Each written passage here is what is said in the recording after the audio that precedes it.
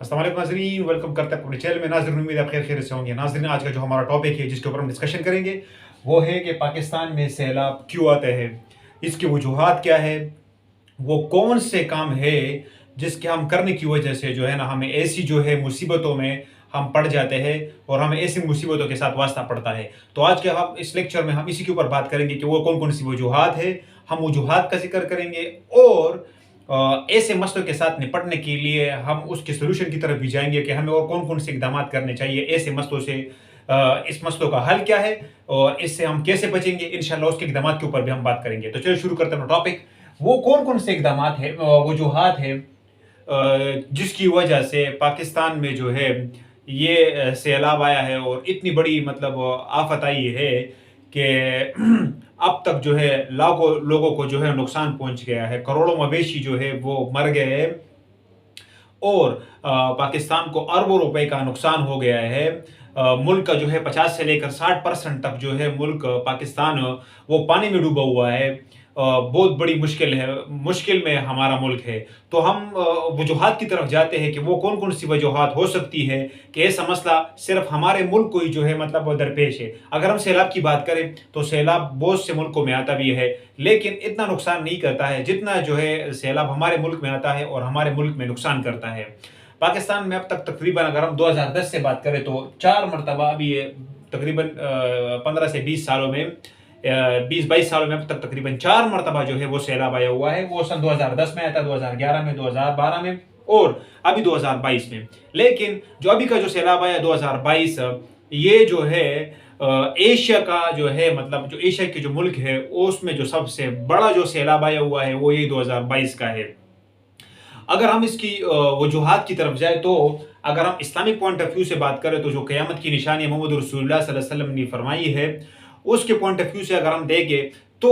जितने जितने हम मतलब क़यामत के नज़दीक होंगे तो बारिशें होंगी, बारिश ऐसे टाइम पे बारिशें होंगी जिस टाइम बारिशों की ज़रूरत नहीं होगी और जब ज़रूरत होगी तो उस टाइम बारिशें नहीं होगी। यानी उल्टा होगा, जब ज़रूरत होगी तो बारिशें नहीं होगी और जब ज़रूरत नहीं होगी हमारे आमाल की वजह से तो बहैसियत कौम तो हमें पहले अल्लाह की तरफ रुजू करना चाहिए और अल्लाह से तौबा और इस्तिग़फ़ार करना चाहिए कि ये जो अज़ाब हमारे ऊपर आया हुआ है अल्लाह पाक हमें तौबे की तौफीक दे और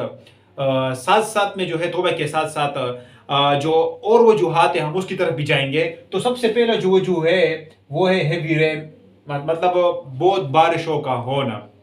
पाकिस्तान में जो अभी बारिश मानसून की हुई है, जितना उन लोगों ने मौसमियात वालों ने या जो इसके जो एक्सपर्ट है जो जो इन लोगों ने जो अंदाजा लगाया था कि इतनी बारिश होगी इतने टाइम के लिए, तो वो अनएक्सपेक्टेड हो गया है। वो हद से ज्यादा बारिश होगी और सिंध के बहुत से इलाकों में 3-3 महीनों तक भी जो है बारिश हुई है। तो एक तो जो उसका रीजन है सैलाब आने का वो है हेवी रेन, यानी हद से ज्यादा बारिशें होना और साथ साथ में समुद्री तूफान हो गया है। तो ये जो है सैलाब के आने की जो है पहली वजह हो सकती है। दूसरी वजह हो गई है वो है वेदर, क्लाइमेट आप कहो,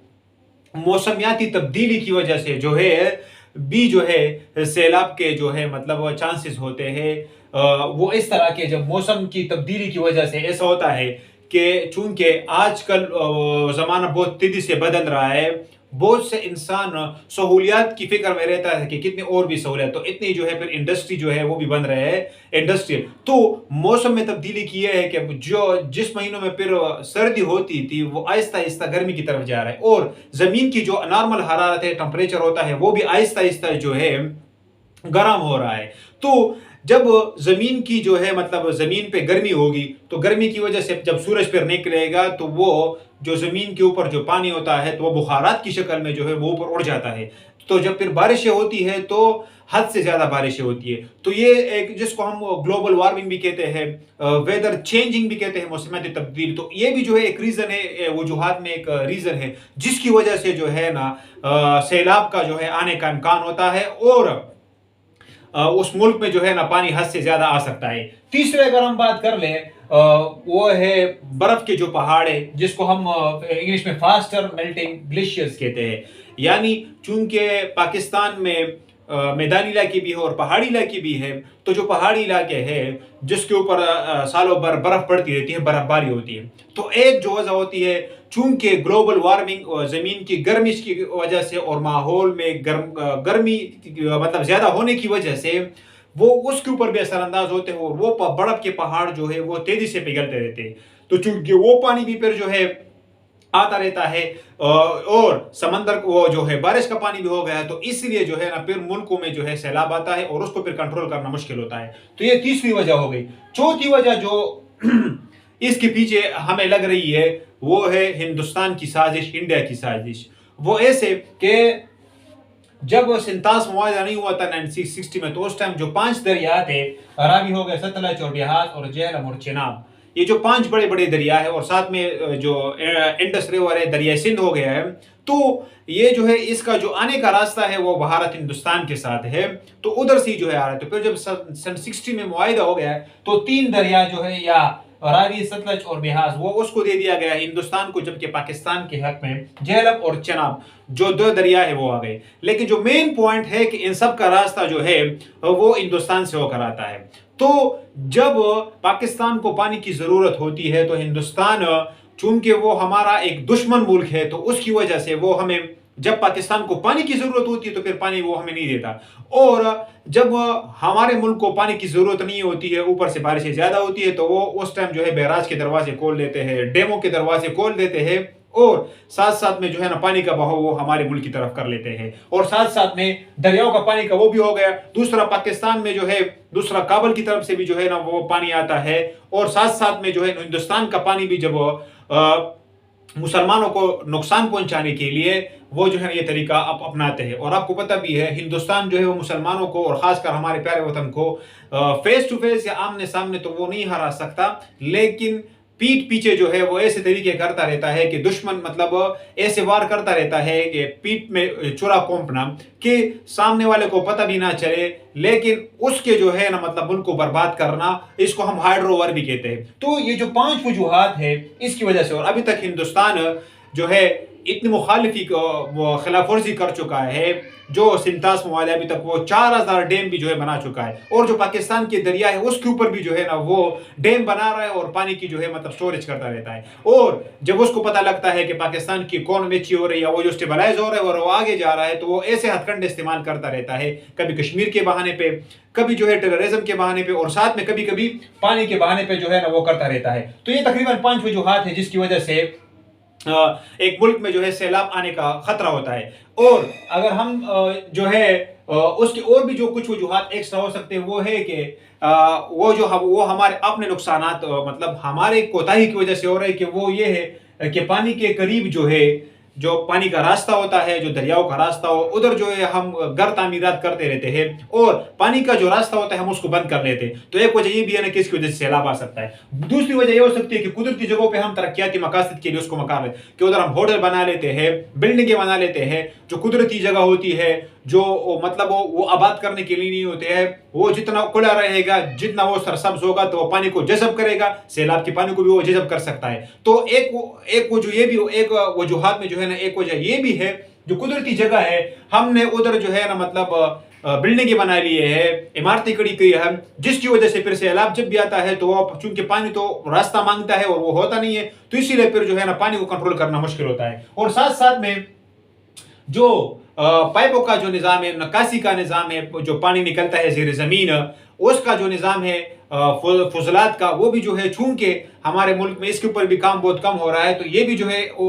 जो है सैलाब के आने की वजह है, क्योंकि पानी जब निकलेगा नहीं, ये भी गंदा पानी नहीं निकलेगा और रास्ता बंद होगा, तो जो ऊपर से फिर पानी आएगा तो वो फिर कैसे कंट्रोल करेगा। तो ये कुछ वजूहात थी जिसकी वजह से सैलाब आता है। और अभी हम जाते हैं इसकी सोल्यूशन की तरफ, कि ये तो चलो वजूहात हो गई है जिसके ऊपर हमने डिस्कशन कर लिया, लेकिन इससे बचने के लिए हमें क्या करना चाहिए, मुस्तकबिल में भी अगर हमारे ऊपर ऐसी आफत नाजिल होती है या आफत आती है तो हमें क्या करना चाहिए, हुकूमत को क्या करना चाहिए, और हमें बेहैसियत कौम इनफरादी तौर पर हमें क्या करना चाहिए। तो अगर हम इज्तिमाई तौर पर बात कर ले तो हम इन बातों की तरफ, इन बातों पर हम अमल करके जो आने वाला हमारा मुस्तकबिल है हम उसको मतलब अच्छा बना सकते हैं, और सैलाब आने के चांसेस जो है वो कम भी हो सकते हैं, और अगर आएगा भी तो उसका हम भरपूर मुकाबला कर सकते हैं। तो एक तो ये कि हमें जो है शहरी आबादी में सब्जा लगाना या ऐसे शहर बनाना जिसमें फुली जो है, जिसको हम ग्रीन हाउसेज आप कहो या ग्रीन सिटी कहो या जो है स्पंज सिटी कहो, जिसका सारा दौर मदार ग्रीनरी के ऊपर होगा। तो जब आप एक मुल्क में कोशिश करोगे कि जितनी ग्रीनरी लगाओगे, सब्जा उगाओगे, तो वो जो है जो हमने दूसरा पॉइंट जिक्र था कि वेदर क्लाइमेट जो चेंजिंग होता है उसको कंट्रोल करने के लिए आप जब सब्जा लगाओगे तो वो कार्बन डाइऑक्साइड को जो है दरख्त हो गए, पौधे हो गए, वो जज़ब करेगा और माहौल की जो वो होगा उसको कम से कम करेगा। तो जिससे जो है फिर मतलब वो सब्जा जो है पानी भी जज़ब कर सकेगा और माहौल को साजगार बनाएगा, अच्छा बनाएगा, पुरसुकून बनाएगा। तो एक तो हमें ये करना चाहिए कि जितना हमें हो सके शहरों मतलब ऐसे नए नए शहर आबाद करने चाहिए, और कोशिश करनी चाहिए कि हम उसको जितने भी सब्जा हो सके हम उसमें जो है वो शहरों में सब्जा लगाए, ग्रीनरी की तरफ हम जाए। दूसरा पॉइंट में अगर हम ये कहें कि जो ज़ेर ज़मीन पाइप है, जो फजलात के पाइप हो गए या जो गंदे पानी के ऐसे पाइप में चूंकि जंग लगा होता है और गंदा होता है, वो अमूमन तौर पर बंद होता है, तो ये जो नीचे नकाशी का नीचे पानी होता है वो भी बंद रहता है। तो इस पाइपों की तरफ जो हमें तवज्जो करनी चाहिए, इस पाइपों को चेंज करना चाहिए, और साथ साथ में फजलात वाले पाइपों को अलहदा करना चाहिए और गंदे पानी वाले पाइपों को अलहदा करना चाहिए, और उसकी जो नकासी का जो ये सिस्टम है इसके ऊपर भरपूर कोशिश करनी चाहिए कि जितना हमसे हो सके हम उसको अच्छा से अच्छा बनाएं। तीसरे पॉइंट में हम ये जगह कर सकते हैं कि हमें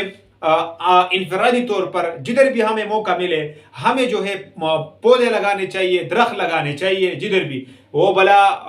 हमारे घरों में हो,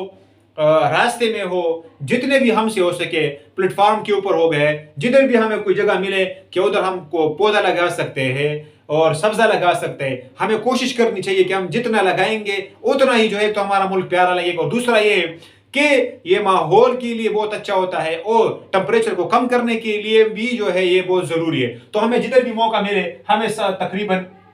हर जगह पे जो है सब्जा लगाना चाहिए। चौथा पॉइंट हम ये कर सकते हैं कि हमें डैम बनाने चाहिए पानी को स्टोर करने के लिए, और बहुत से लोग जो है वो डैम की मुखालिफत भी करते हैं, लेकिन मेरा इधर मुराद डिटेंशन डैम है। वो डैम एक डैम होता है नॉर्मल जो नीचे पानी को मतलब जो जमीन के ऊपर जो पानी जाता है वो उसको कंट्रोल करने के लिए होता है वो डैम, बल्कि हमें ऐसे डैम बनाने चाहिए जिसको हम डिटेंशन डैम कहते हैं। डिटेंशन डैम वो डैम होता है जो पानी को जो ऊपर से आता है, जो पहाड़ी इलाकों से आता है, जिसका बहाव बहुत तेज होता है, उस पानी को कंट्रोल करने के लिए हमें जो है डिटेंशन डैम जो है ना वो लगाने चाहिए। तो ऐसे डैम ये पानी का जब हमें मतलब हम स्टोरेज करेंगे तो जितना हम पानी को स्टोरेज करेंगे तो उससे फिर हमारे लिए बिजली पैदा करना आसान होगा, और बजाय इसके कि हम किसी और मुल्क के ऊपर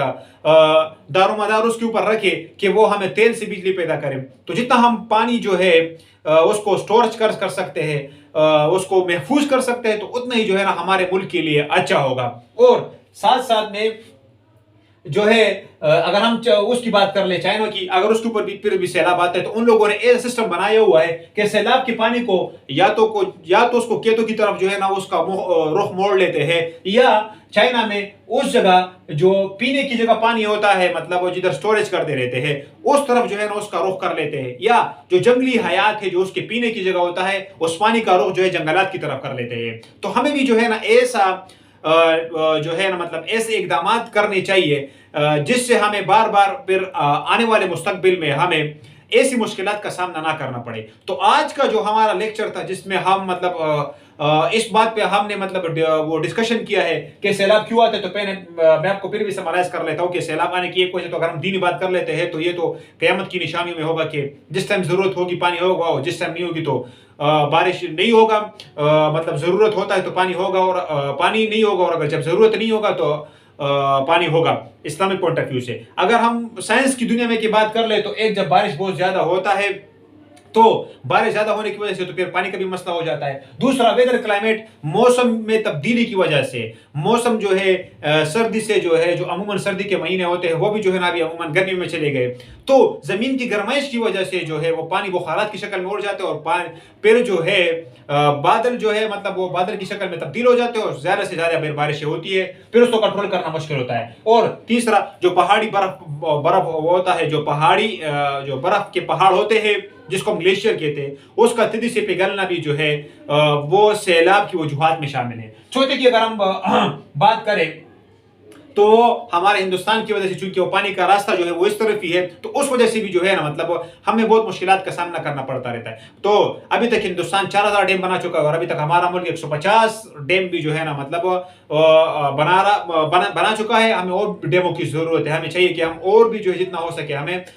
डैम बनाने चाहिए। तो और साथ साथ में फिर हमने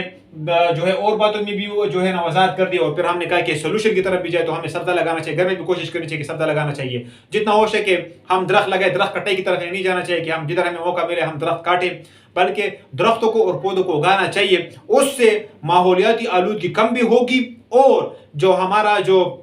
मौसमियाती तब्दीली हमारे मुल्क में हो रहा है तो उसको कंट्रोल करने में भी ये हमें बहुत फायदा देगा। वीडियो को शेयर भी करें, लाइक भी करें और सब्सक्राइब भी करेंगे। इंशाल्लाह नेक्स्ट वीडियो में आपके साथ फिर मुलाकात होगी, तब तक के लिए अल्लाह निगहबान।